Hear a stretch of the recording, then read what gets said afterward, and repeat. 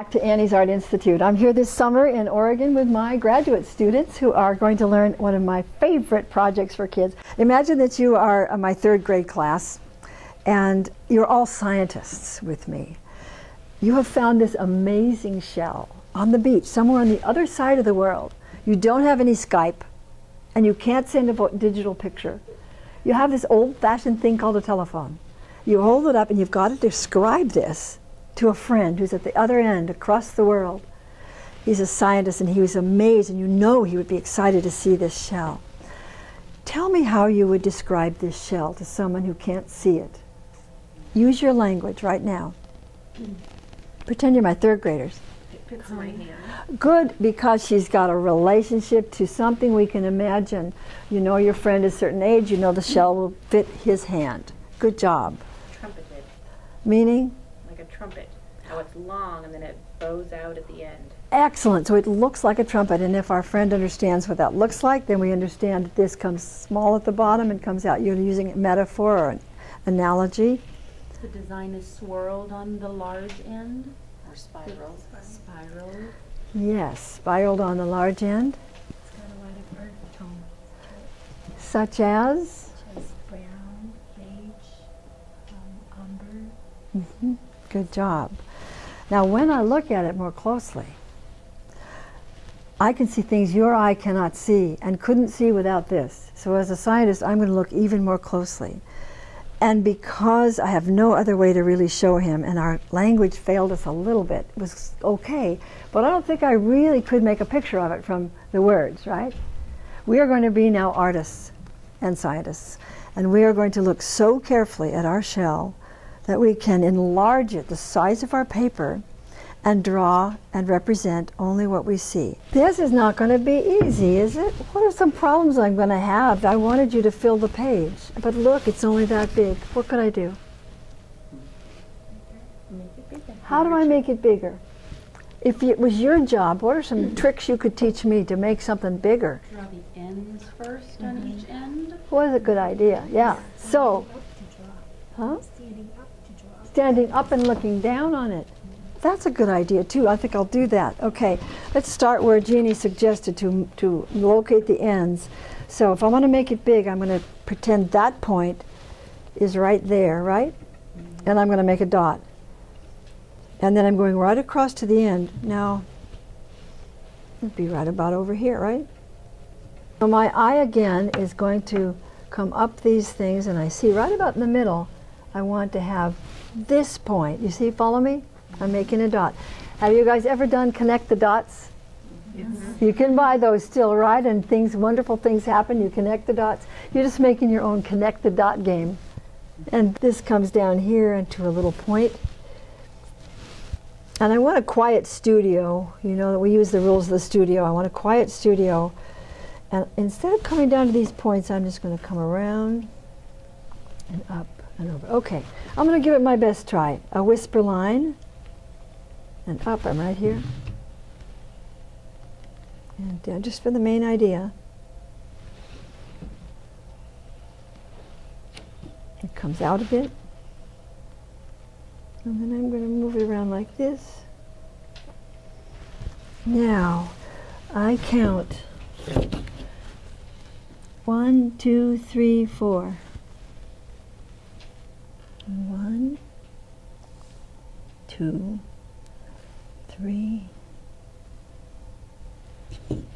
4. 1, 2, 3, 4.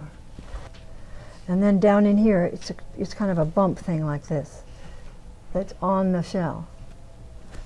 I don't know what to do here. Oh, I see a kind of a weird little shape here that's just kind of a dark place on my shell.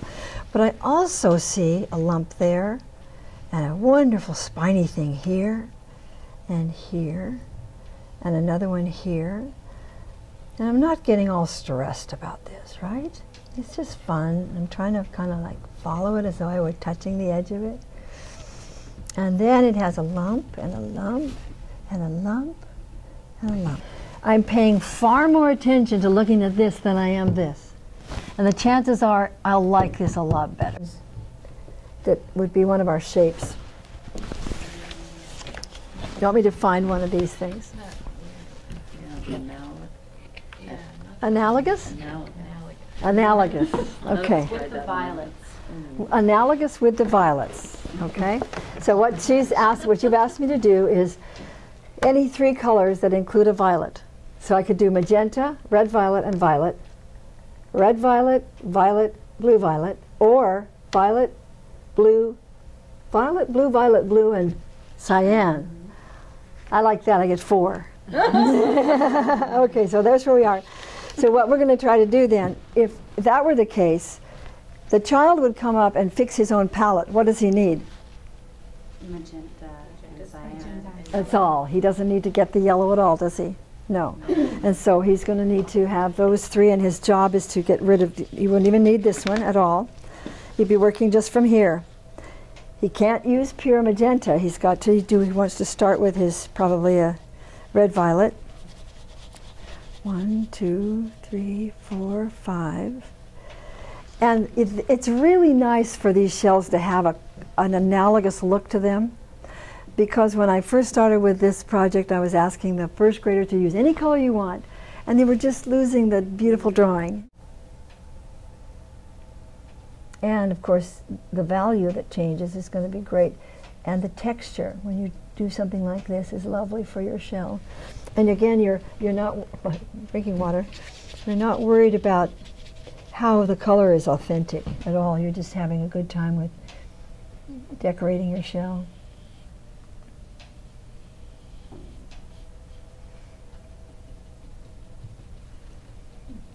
Isn't that pretty? That's just going to be gorgeous, isn't it? Yeah, that would be great. See what you can do in there. You might even do like the struggling artist of us on your own there. May I have a palette, please? You may. And what would you like? What color family? I like the violet, please. And what do I get rid of on this one? The yellow. All right. Thank you. You're welcome. That sounds fun. Yeah. Get a Look at this blue. nice You- That comes off the ripped off. Oh, nice. Because that That's might be why I a little bit. Sure. I'm just using one color. That's cool. Now we don't even need to buy paint. Do you know what? That's true. And you know, it only costs 3 cents to make a palette of 3. It's about a penny a piece. Oh, wow. I need to get a really, really light color. So do I just add a lot of water? Yeah, on a bigger brush. Oh no. More like a watercolor brush. It dries. It's okay. So if you had a bigger brush like this, you could have more like a watercolor That's wash. much better. That's what you want. Can you do blue, violet, blue? Little. Look at the outlining. Everybody, look up and look at each person's work and see how they're approaching it. How each person's work is so different. Whoa, I like yours. Thanks. What is it you This love? looks really good too. Yeah. Oh, like just the outline. Isn't that an interesting way to start? Yeah. And yours, it looks like I only like have a 2 whole colors. pyramid. You do. Do you want all 3? It looks like a big swirl, like a big swirl of waves or colors. This is coming along great. Look at this.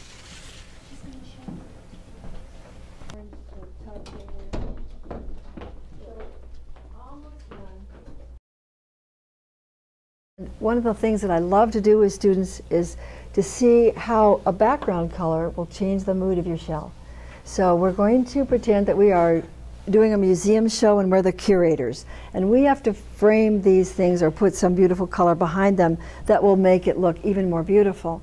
So what we're going to do is to ask, you're going to give me your shell drawing, and I'm going to just put it on each paper, and as it goes around, you guys decide if you were making a choice for this shell, what would you vote on? And then we'll let the artist put it where she wants it. Okay? So quietly you're going to watch and see what it does on cyan. And look at the mood changing. Yeah.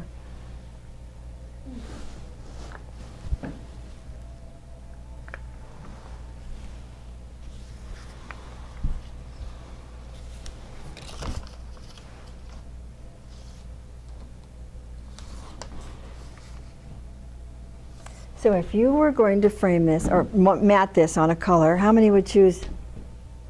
Just raise your hand when you get the color you like.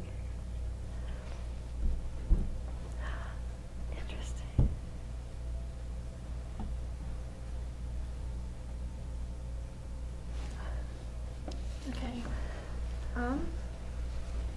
actually I really am tied between pink and red.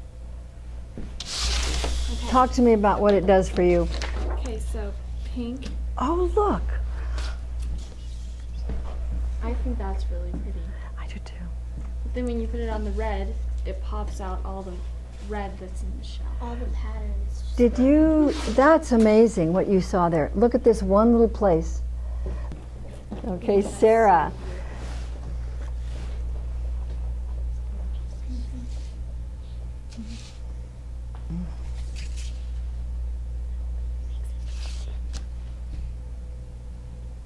Look how different, look what happens to the yellow.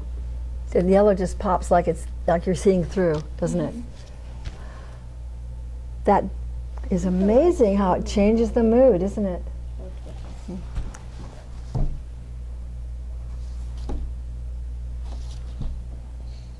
It's a hard one, huh? I think I like the yellow. Let's see. What is it that it does for you on the yellow? It brings out I don't have a lot of yellow on it, but in the places I do in the center, it really makes it pop. Don't you agree? And the outline just. Isn't it? It's like it's really clean sand. Very well said. And with all of yours, especially with hers, with these points, when you glue it down with a glue stick, I'd leave these up so you have a shadow. Cast a shadow, then it looks like it's really 3D, right? Okay. Yeah. All right. Yeah. Let's go with the orange one now.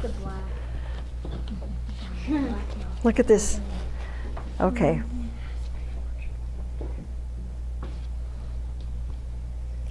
These two are so amazing. Look how it just like takes it in here and it pops it up here. Interesting. Okay. Yeah.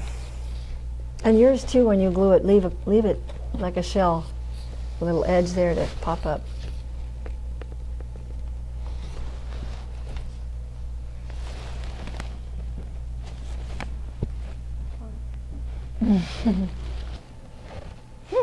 Artist? I think I'm gonna go with the red. Oh, interesting. Tell us why. Like I was thinking about like the yellow, the pink, and the orange, but those all just kind of like blended in. And that one kind of makes it stand out, but it still matches the color family.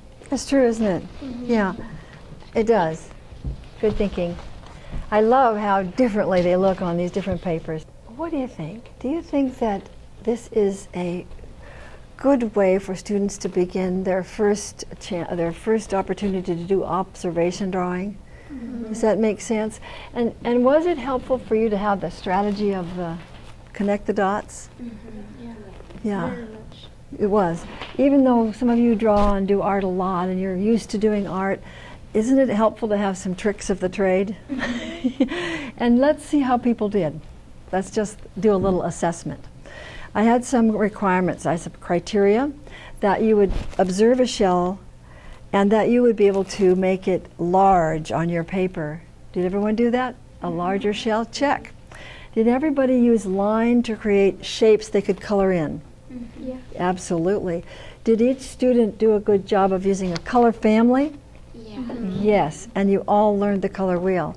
Therefore, all my students achieved at a high level of success no matter what age level they are, right? And I think that's the one thing I want to leave with, is that if we expect students to be high achieving in anything, we owe them the time to practice, we owe them the tools and the tricks of the trade, and we owe them engaging lessons that interest them. Did you enjoy the lesson? Yeah. You did a great job. Thank you all for helping, and enjoy observation drawing of anything and color wash with chips.